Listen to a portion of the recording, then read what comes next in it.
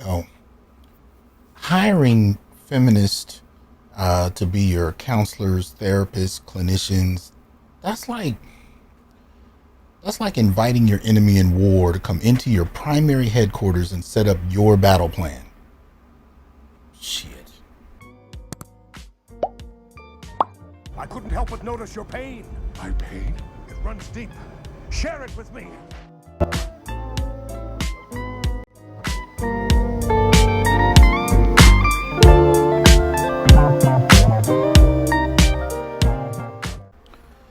What's good, y'all? Welcome back to the Onyx Report, Black Masculinist News for the day. Hope everybody is well out there. Still trying to get back on schedule, so I'm working on it. Today we're going to review a video I ran across. Somebody sent me on Twitter, and apparently it's a TikTok of a woman who identifies herself as a clinician who has decided to give black men advice. This always goes well, so why don't we check out what she has to say. Say you need to expand your emotional vocabulary. It's so your life can be easier. Don't you want to be able to communicate with your bitch? I think yes, right? Long gone are the days where you can just shut down. Bitches is not tolerating that. Like, it used to be where men provided financially or with schmeat, and bitches can make their own self come and we can pay for our own shit. So I'm gonna need y'all to catch up on the emotional part. If a bitch is telling you, I need you to communicate more, open your fucking mouth. But you know what I realized? And let me back up. A common misconception about me as a clinician is that 90% of my clientele have been men. Black men specifically. And what we specifically work on is expanding their emotional vocabulary, because a lot of y'all motherfuckers don't even have the words to express how you're feeling. So when you expand your vocabulary and knowledge of what you are experiencing, because y'all are human beings who experience feelings and emotions and don't have to choke that shit down no more. Y'all ain't had to choke that shit down since 2016. Anyway, if y'all are not in therapy, expanding your emotional vocabulary, your life just off top is going to be more difficult. When you expand your emotional vocabulary, you expand your awareness of yourself. When you expand your emotional vocabulary, you understand how you can navigate in this bitch. This fucking weird ass world that is so hard on y'all. Like, let's acknowledge that the world is very difficult for y'all, but y'all are not making it any easier, bruh. You're not. When bitches are telling y'all to go to therapy, it's not for us, it's for y'all sad motherfuckers. Go to therapy, talk about that shit that's on your chest. You don't have to choke that shit down no more. Y'all are doing a disservice to yourself. And so let me sum this shit up. Y'all told bitches to elevate our standards. And at the cost of us elevating y'all standards, y'all got axed because y'all didn't elevate either. Bitches are not tolerating emotional abuse, emotional neglect. Step it up. Go talk to somebody. Go expand your emotional vocabulary so your life can be better, bitch. All right. Go in peace.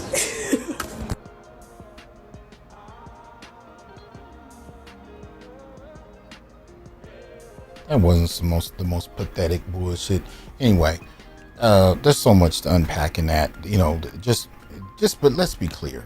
First and foremost, when we're talking about psychology as a field, when we're talking about this whole question of what role gender and race plays in it, and the perception of black men, I don't want y'all to get this shit twisted. So much of it is laced with misandry, laced with this superiority complex. I mean, one of the things I immediately said after this, and I posted it on Facebook, said everything here, from the patronizing hostility to the catch-up rhetoric or the come listen rhetoric, to the interpretation of emotional intelligence, which is really just rooted in a women's, a definition that hails from a women's space, right? So in other words, they're holding us to a standard that they've defined for themselves, and they've measured our emotional intelligence based on how well we adopt and adapt to a language that they've constructed. A language that doesn't really work for men. Shout out to Dr. T for bringing our awareness to this video. I'm Phil, and this is going to be some black pill therapy. This is, I feel like this was an alley-oop right here. I could not, man, where do I even start? So for the purpose of this video is to just add something, to the space that brothers might find helpful. So I'm not gonna deal too much with the clinician in the video. I'm just gonna speak to the things that jumped out to me that might be, helpful in helping us to figure out how to navigate, all this craziness that's coming at us as we wake up to, just the fullness of our humanity, and really embracing the fact that we do have a right, to basic human dignity, and to get out here and to live fully. And in my opinion, I think that we're in a position to be an example for how to do that to the world at large, to be honest, because I don't know any other group who's had their humanity challenged in the ways that we have on a consistent basis. We're expected to be utilities to most, and that's, it is what it is. But here we are, thriving, growing, evolving, and so we're gonna keep this thing moving. So I'm just gonna read the words that she said directly, right? And we're just gonna break this thing down, and I'm gonna give you my take on it. So she said, when we're asking you to expand your emotional vocabulary, it's so your life can be easier. Don't you want to be able to communicate with your bitch? I think yes, right? Long gone are the days you can just shut down. Bitches is not tolerating that. It used to be where men provided financially. Bitches can make their own self come and pay for our own shit. So I'm gonna need y'all to catch up on the emotional part. That's what she said, right? So what's interesting to me about that is she begins this rant with, when we're asking you to expand your emotional vocabulary, it's so your life can be easier. So let's break this thing down. So if we take this at face value, it seems as if what she's trying to say is her motivations are to help, that, her motivations and the people who think like her are to help us black men, right? Okay. But she tacks that, the next statement is, don't you want to be able to communicate with your bitch? I think yes, right? Then she goes into it being about her, though, right? Long gone are the days that you can just shut down. Bitches is not tolerating that. It used to be where men provided financially. Bitches can make their own self come and pay for our own shit, so I'm gonna need y'all to catch up on the emotional part. So some assumptions that I'm gonna pull out of all that, how she starts with how this is supposed to be in support of you and your needs, and it ends with what men used to be able to do for women and what women need from men, is that you want to be a utility to her or to people who think like her. Like that's something that is important to you. I'm assuming that this is a key assumption that she's making. I don't know what other statement, what else I can draw from that. The other thing is, I think another key assumption is that your humanity is a priority to the extent that it services someone else, in this case your bitch, right? So you want to be a utility, all right? And your humanity is a priority to the extent that it services someone else, in this case your bitch. So those are some key assumptions, right? Couple things, I'm all about, framing this stuff in terms of like how people actually operate and process in the world. So one of the things that limits us a lot, that you'll hear me talk a lot about on this channel, is negative and limiting beliefs, and then the schemas that grow out of those negative and limiting beliefs. And there are two that I hear her really counting on to make this argument. They are defectiveness and self-sacrifice. Defectiveness is basically the belief that you are uniquely flawed in some way. So it's this pervasive sort of I'm not good enough kind of thing, right? And we can get this belief from all kinds of stuff, growing up. But basically, it's a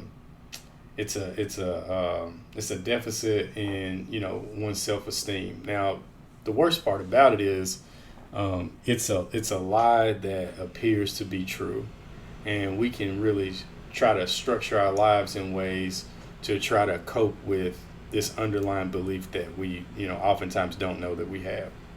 So she's really playing on you having this sort of defectiveness kind of belief about yourself, so that you can take the bait and then doing what it is that she wants you to do to prove that you're not defective, to prove that you are good enough. So that's what she's playing on here. The other thing that she's playing on here, in my opinion, is the belief of self-sacrifice and the schema of self-sacrifice. So what self-sacrifice is self-sacrifice is the belief that you are somehow morally better or superior or just inherently better if you are willing to sacrifice your own needs for the needs of other people. So this differs from just plain sacrifice, so there's nothing wrong if you want to sacrifice for things that are important to you, and you have certain values, or you got principles or goals or whatever, and you want to make some kind of sacrifice of your needs to that end, right? Like if it's a conscious decision that you're making, by all means, sacrifice can be incredibly healthy, can be incredibly useful to one's growth. That ain't what we're talking about. This self-sacrifice belief system that she's banking on here is the fact that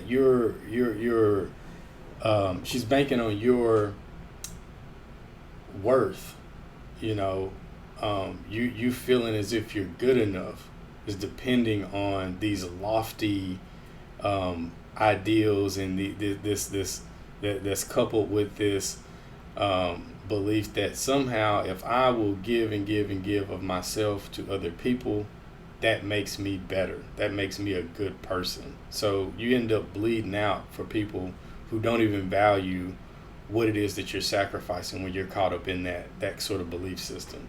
So she's banking on defectiveness, that you're basically not good enough, and self-sacrifice, that you basically believe that you've got to, put your own needs on the back burner for what other people need for this to even make sense. This is why it's important to get in and do some work with somebody who can help you put your finger on the pulse of any kind of underlying or negative beliefs that you may have about yourself, other people, or the world, so that as you're navigating this matrix of all these really unhealthy individuals who are trying to recruit you for whatever purpose they've deemed you to be a good fit for, you've got some tools to be able to see the bullshit for what it is. So let's get into so that's just covering some key assumptions that I'm pulling out. So things that I want to focus in on, since she talks so much about catching up on the emotional part. I want to talk about the proper use of emotions in the first place. Emotions can be incredibly healthy, can be incredibly beneficial. So what is the proper use of an emotion? I would say emotions really have two main purposes. I mean, they've got a lot of purposes, but two main purposes. One purpose that emotions have is that they add some color to life. They allow us to have richer and fuller experiences, they're the spice of life, if you will. If we walked around and we were just completely numbed out, like, that would not be a very pleasant experience, to say the least. So emotions add some color to life. But the main thing that I think emotions are useful for is they help alert us when there is some kind of unmet core need that we might have. Let's say that again. Emotions help us to bring awareness to when there's some sort of unmet core need that we have. So when I say core needs, what am I talking about? I'm talking about the basic stuff that all human beings need to be able to thrive. So I'm talking about stuff like safety. I'm talking about stuff like connection. I'm talking about dignity, respect, peace, clarity, understanding, basic things that we really need to have the kinds of environments that help us to thrive, to really function at our best. So think of emotions just the same way that you think of, when your stomach growls, or when you yawn, or when your eyelids feel heavy, right? Our body is constantly sending us all kinds of cues to get our attention so that we act on things that help us to meet our needs. My stomach growls, I'm feeling a little, I'm feeling kind of heavy. I go eat a sandwich and I feel better, right? I needed something to eat. I needed nourishment, and my body was just letting me know that.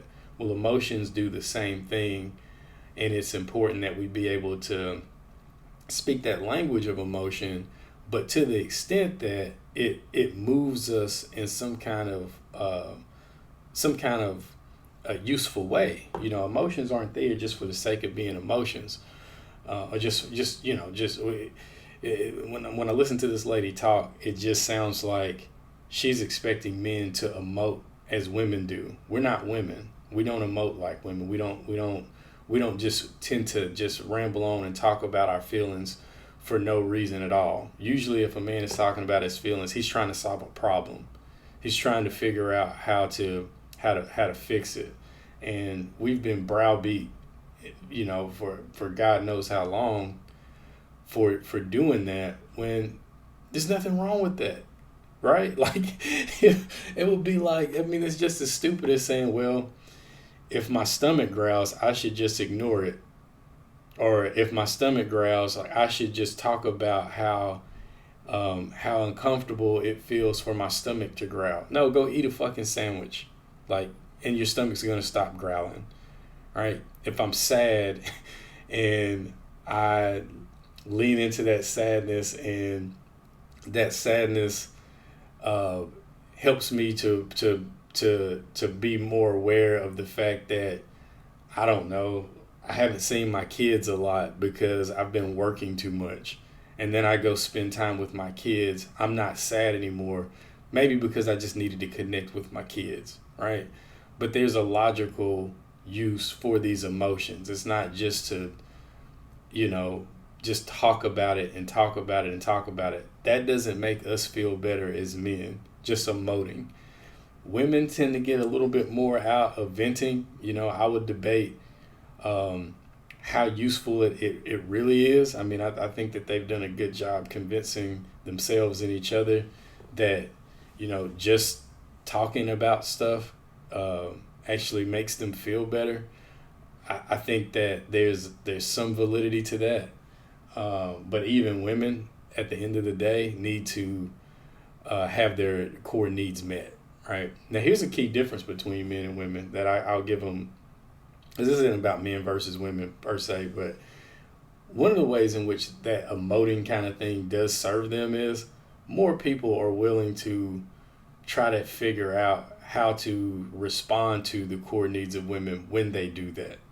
So, maybe that's one of the reasons why we have such a different perspective on it, because to an extent it works for them. It didn't work for us in the same way. You go around and start complaining about stuff with no, clear direction, and see how that goes, right? Like, nobody gives a shit.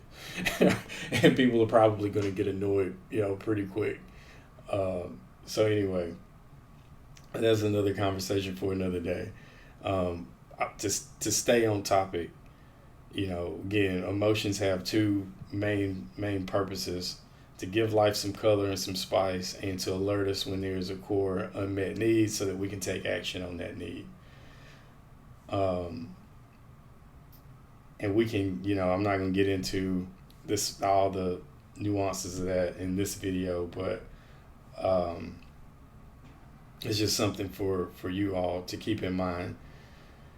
I will say this: people in general don't tend to know what their core needs are, and it's very important that you know what your core needs are, because, again, knowing what those core needs are puts you in a position to navigate the world from a more empowered position.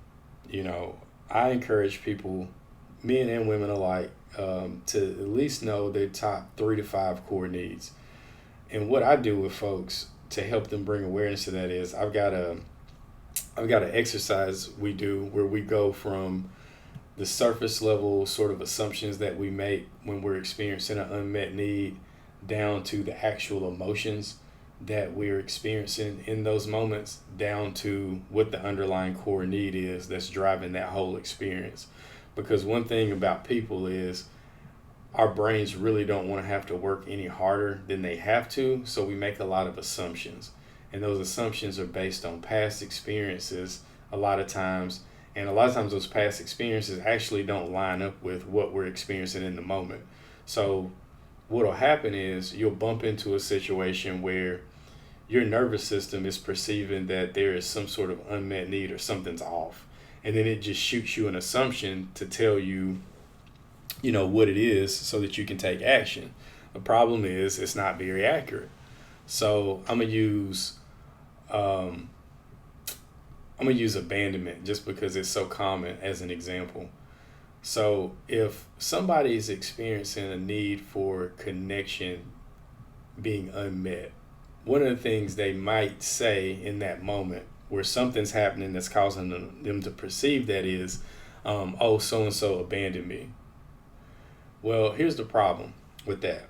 A, you can't abandon adults. You can only abandon children because they're literally dependent on their caregivers for everything. So abandonment does not apply to adults. Once you're grown, you're primarily responsible for making sure that your needs are met and being a fully functioning human being in the world. So nobody can abandon you as an adult. Another thing is abandonment. A lot of times people think when they're feeling abandoned, they think that's an emotion. It's not an emotion.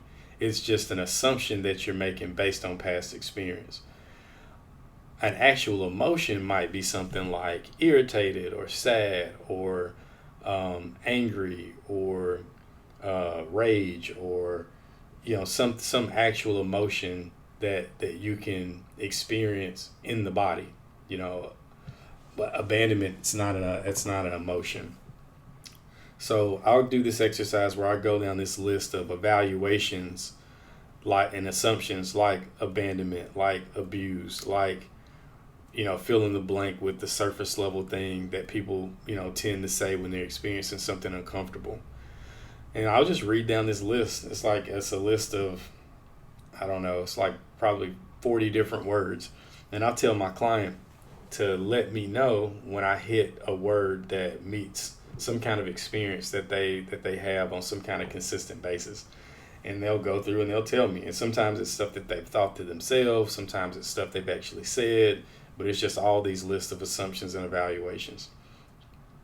Step 2, we go back to the ones that they've identified with.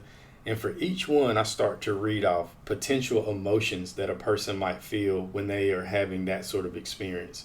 So with abandonment, I might read off a list that goes, lonely, sad, upset, hurt, angry, whatever. And they'll just say, again, just like they did with the first list, what type of emotions they actually experience in their life. And so I'm not telling them what they feel. They're hearing me read this list of words, and as their gut lights up, they tell me, and we mark them. And then we do the same thing with some potential needs. And I'm actually going to show a picture of this with the video so you see what I'm talking about. And I'll read these needs. Okay, So when you think you're having this experience and you're having these emotions, here are some underlying core needs that you might have. And I'll start reading off those needs. And again, I'll have them identify the ones that resonate with them. So on a gut level, which one of these fit. And they'll tell me. And we'll do that until we narrow it down to the most important 3 to 5 core needs. And so when they walk away, they know, all right, if I'm moving through the world and I start to have this experience, I now know that what I'm actually feeling is probably, this list of emotions that we now have. And I'm probably feeling those emotions because my body is trying to tell me that I'm perceiving that these other core needs aren't being met. So when you start practicing moving through the world that way, a lot of the bullshit starts to take care of itself, because you get yourself in a position where you can actually negotiate about the stuff that's actually important. If you've got a core need for respect, for example, and you're in a relationship with somebody who's constantly doing things that you perceive to be disrespectful, and you're communicating to them about those things, and you're letting them know, like, hey, it's not because I just feel, it's not because of all this other stuff that you're probably getting lost in. It's because, I have this core need for respect. And if I'm being disrespected in any area of my life, I feel uncomfortable, because that's just how I'm wired.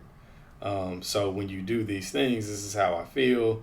Now you're in a position where you can actually start to negotiate about the core need, which is probably what's most important anyway. And then you do that long enough and it starts to get real practical. Either you're dealing with somebody who you can negotiate with and find balance with, or maybe you're not. Maybe this person isn't capable of trying to navigate a relationship in some kind of reciprocal, balanced sort of way. My definition for conflict is, is a perceived imbalance of intentions, needs, or desires. Again, the definition for conflict is a perceived imbalance of intentions, needs, or desires. And it's really important that you be able to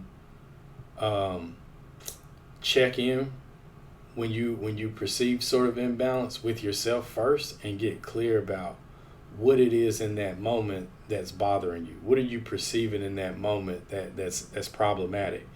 And to be able to talk about those things so that you can negotiate balance. So I always tell folks, look, 2 things. One, a healthy relationship is one in which everybody's working together to make sure everybody's needs are met more often than not.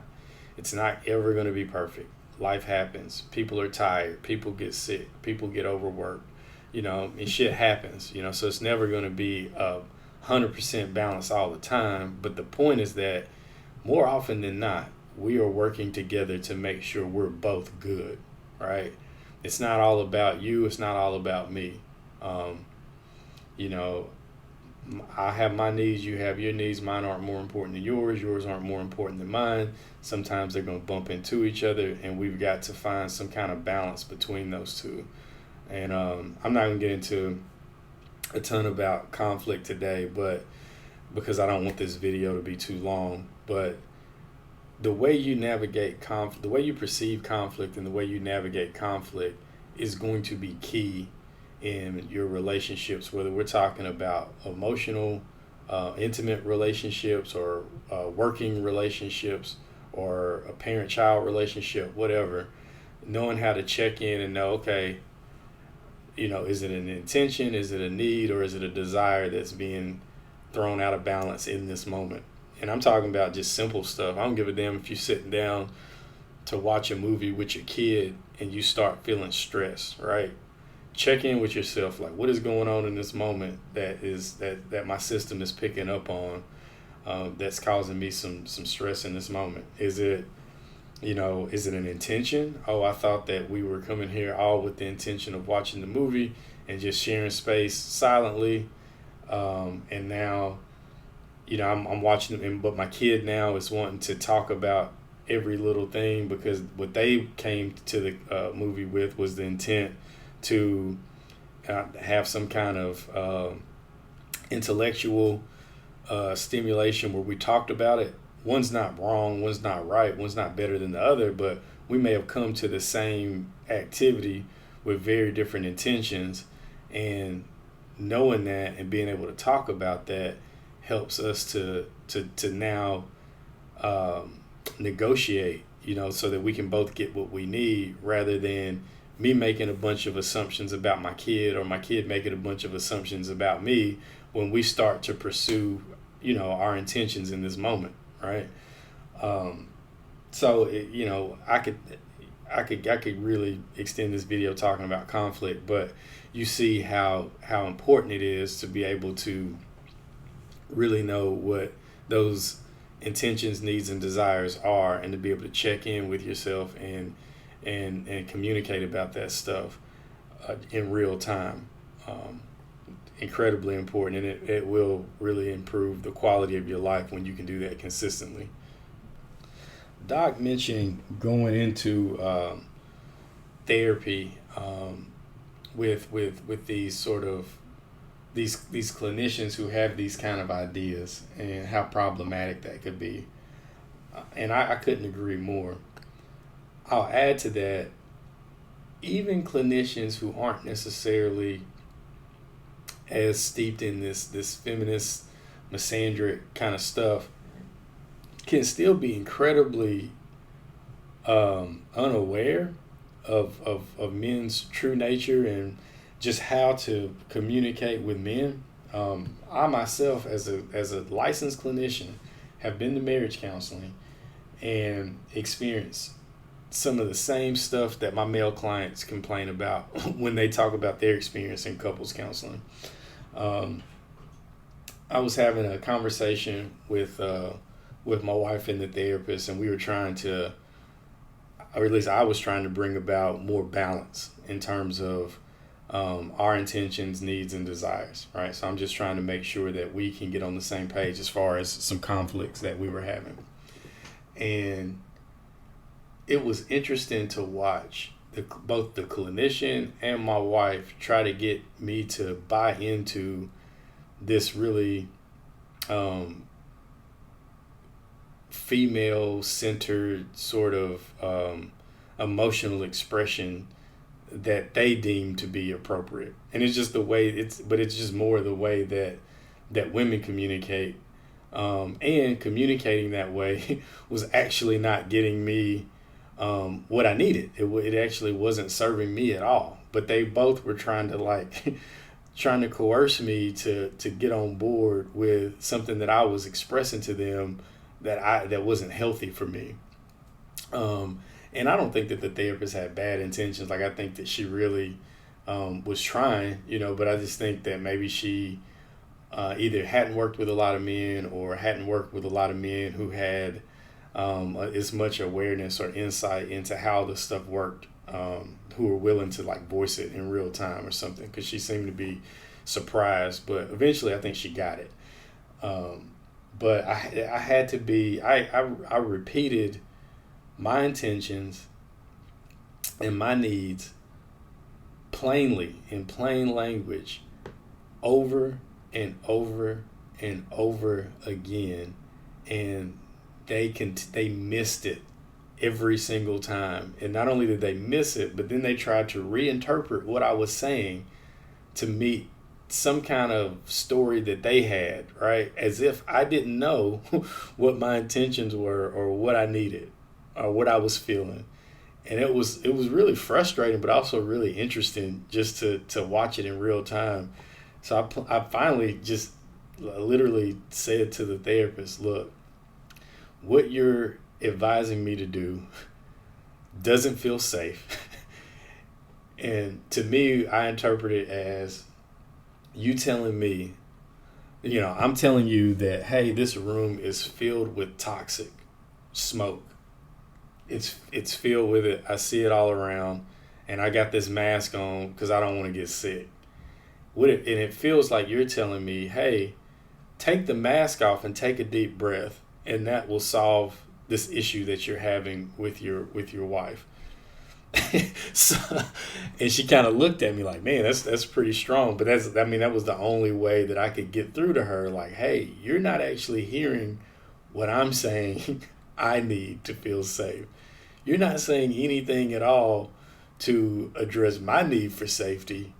You're just expecting me to adjust myself to do what you and my wife seem to think, you would be preferable for you. So there's not even wouldn't even like a negotiation to try to meet in the middle. The expectation was that I just get on board with communicating in the ways that they wanted me to, and to agree with these interpretations of my experiences that just didn't fit my experience. I'm open to you. I do think that when you go into therapy, you have to be open to somebody else's perspective. That's what you're paying the person for. But that doesn't mean that you give up 100% of your agency and now you just let this other person tell you what you're feeling. Like, that doesn't make any sense at all. And when I mean feeling, I mean like actual emotions. So, so I can't imagine if the average guy was sitting in there dealing with something similar and they didn't have any awareness of, why this is bullshit. And they didn't have awareness of what their core needs are, or, how to, speak this emotional language in this way, to do this sort of emotional jujitsu that you got to do. They probably just would have got steamrolled, and they probably would have had any kind of negative or limiting beliefs about themselves reinforced. They probably would have left feeling like maybe there was something wrong with them, or that being a utility is actually a man's rightful place, and your humanity really is unimportant. So, do be careful, and don't be afraid to speak up and push back against some of this stuff. Don't just accept it because somebody with some letters behind their name said it. Make them, actually support these things. Make them actually acknowledge your experience. With that, I think that this video has been long enough. I'm still trying to find my voice in the space, and these will get better. But I saw this come across my feed, and I just couldn't help but to weigh in and share some thoughts on it. So anyway, this has been Phil, and this is Black Pill Therapy, and I'm out. I'll catch y'all on the next one.